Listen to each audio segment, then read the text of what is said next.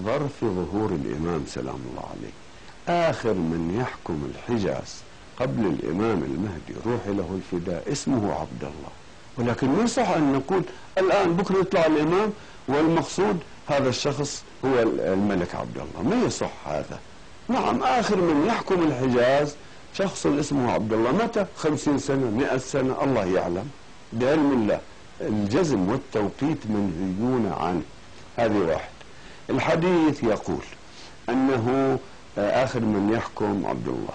من يضمن لي موت عبد الله، في نص هلاك عبد الله، أضمن له ظهور القائم صلوات الله عليه.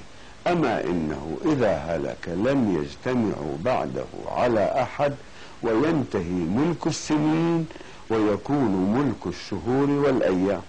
يقول قال أبو بصير سألته أو يطول ذلك يا ابن رسول الله، يعني هذا الصراع القبائل ملك الأيام والشهور؟ قال لا، حتى يتناهى هذا الأمر إلى الإمام المهدي سلام الله عليه. نعم، هذا حديث موجود أخي، لكن أرجو ما يستعجل أحد ويطبق على جلالة الملك أو على آخرين، تطبيق الأحاديث على رؤساء آخرين. وشكرا.